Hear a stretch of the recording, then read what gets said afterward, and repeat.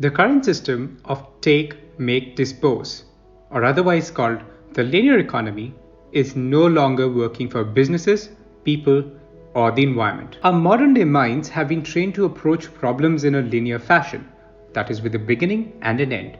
Markets are judged on linear measurements, quarterly numbers, sales, and projections. Entrepreneurs start businesses, grow them, and then look to sell them as the end game. We measure everything in finite models. We measure everything in profits. But this linear approach, based on short-term thinking, has not and can never complement an environmentally sustainable model.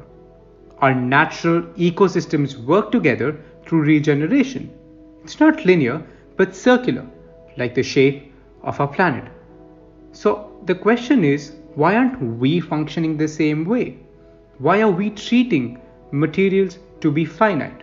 We have to understand that a linear economy leads to A, scarcity of resources, B, pollution, C, ultimately creating a lot of waste because we don't think about what's going to happen to a resource at the end of its life. Around the world, companies and governments are looking for new, more sustainable ways to manage the production process.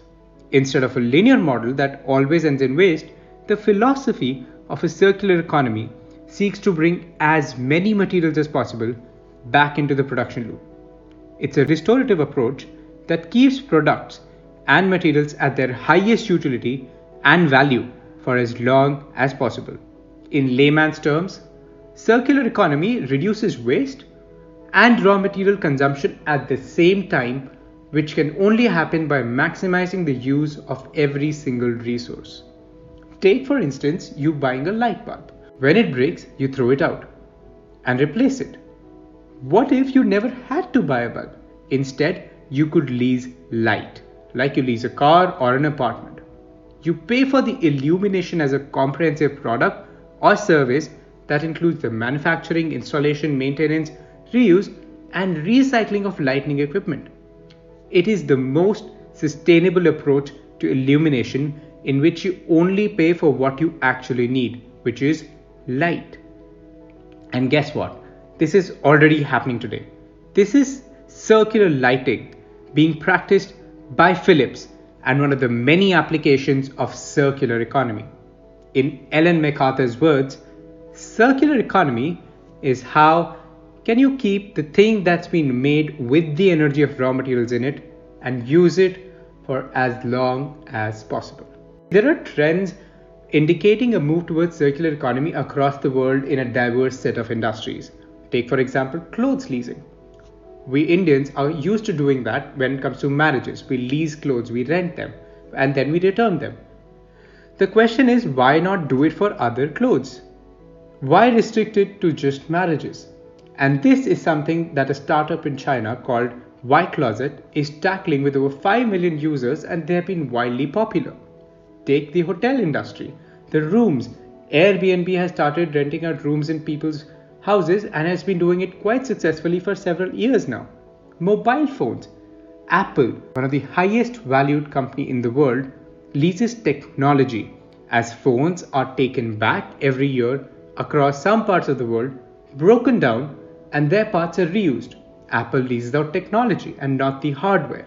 This is happening because not only is circular economy the way to move sustainably forward, but also because people have realized that circular economy can unlock a whole lot of economic potential, and some analysts have pegged it to be around $500 billion worth by 2030 itself.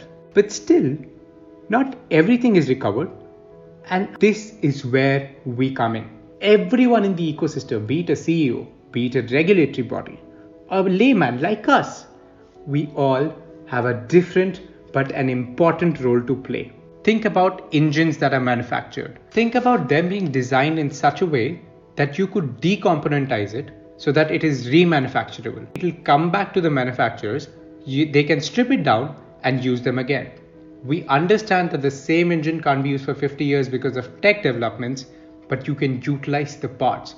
You can maximize the value that is being derived out of every single resource that went into making those parts. Think about a table at your home.